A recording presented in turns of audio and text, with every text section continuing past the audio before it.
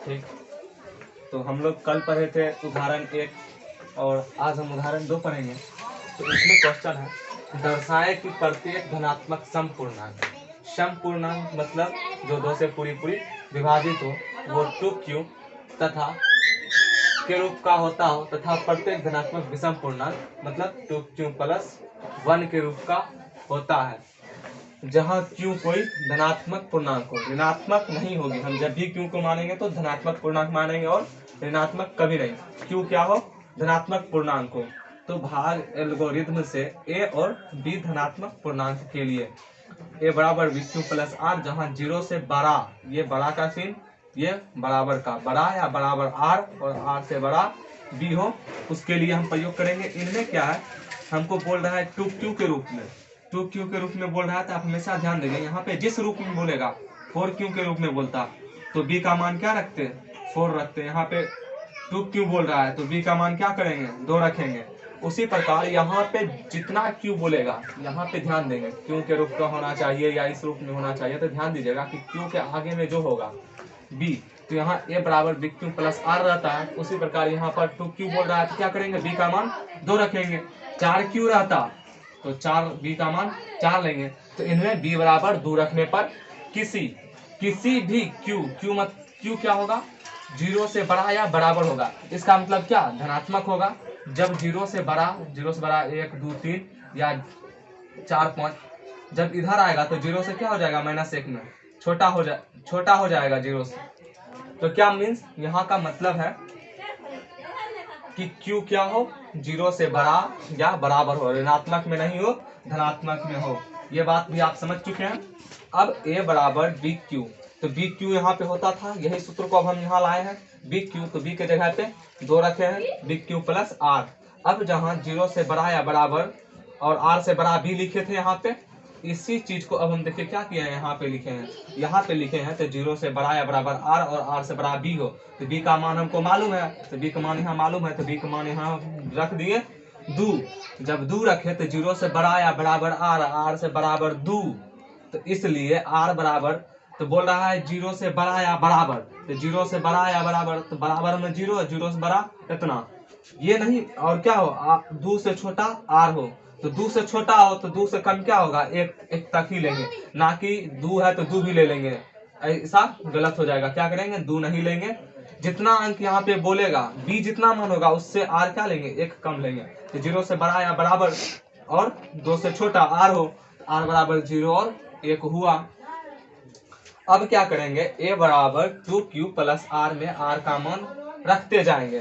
पहले 0 रखेंगे फिर 1 रखेंगे, ऐसे करके अब a बराबर 2q प्लस r में r का मान, हाँ तो अब क्या करेंगे? a बराबर 2q प्लस 0, जब 0 का मान रखेंगे, और 2q प्लस 0 को ही हम 2q लिख सकते हैं, बराबर में 2q अथवा 2q प्लस 1। क्या किए हम यहाँ पे? r के जगह पे, जहाँ पे हम r बराबर निकाल चुके थे 0 और 1, तो हम इसी को क्या किए हैं? r के 2q प्लस r के जगह पे 0, इसी को लिख सकते हैं 2q। अब यहाँ पे a बराबर 2q प्लस r के जगह पे 0। तो ये हमारा प्रूफ हो चुका है कि किसी भी समपूर्णांक 2q के रूप का होता है तथा विषम पूर्णांक 2q प्लस 1 के रूप में होता है। अतः किसी धनात्मक समपूर्णांक 2q के रूप का होता है तथा प्रत्येक धनात्मक विषम पूर्णांक 2q प्लस 1 के रूप का होता है। अब हम उदाहरण 3 लेते हैं। तो उदाहरण 3 में देखिएगा क्वेश्चन क्या है, दर्शाए कि किसी धनात्मक विषम पूर्णांक, यहाँ पे क्या है?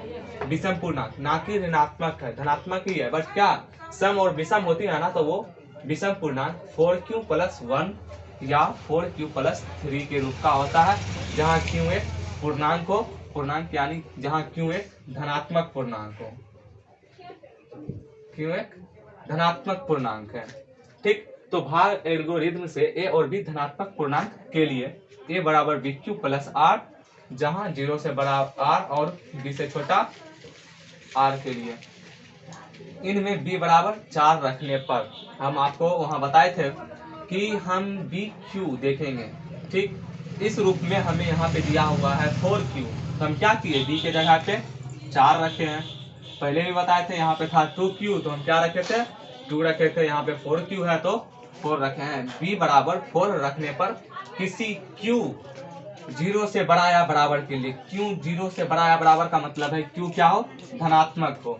ए बराबर 4q प्लस आर, जीरो से बड़ा या बराबर आर और 4 से छोटा आर के लिए। तो जीरो से बड़ा या बराबर आर और 4 से छोटा आर के लिए, तो इसलिए आर बराबर क्या हो जाएगा 1 2 3, बस 4 नहीं होगा क्योंकि 4 से कम ही लेना है। तो आर बराबर 1 2 3।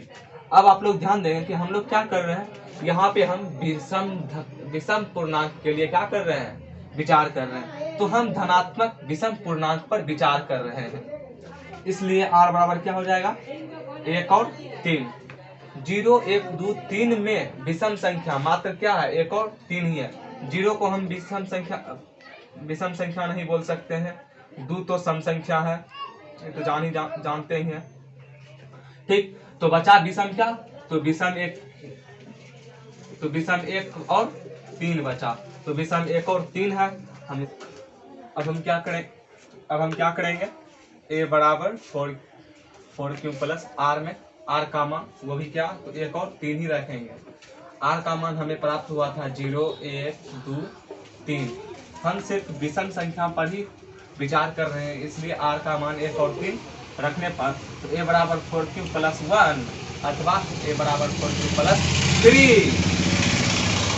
अतः किसी धनात्मक विषम पूर्णांक 4q प्लस 1 अथवा 4q प्लस 3 के रूप का होता है, जहाँ q एक पूर्णांक हो। ये हमारा प्रूव हो चुका है। हमारा क्वेश्चन वही कहता है, दर्शाए कि धनात्मक विषम पूर्णांक 4q प्लस 1 या 4q प्लस 3 के रूप का होता है, जहाँ q एक पूर्णांक है। और हमारा जब r का मान 1 और 3 रखते हैं यानी विषम संख्या रखते हैं, तो 4q प्लस 1 अथवा 4q प्लस 3 के रूप का आ जाता है।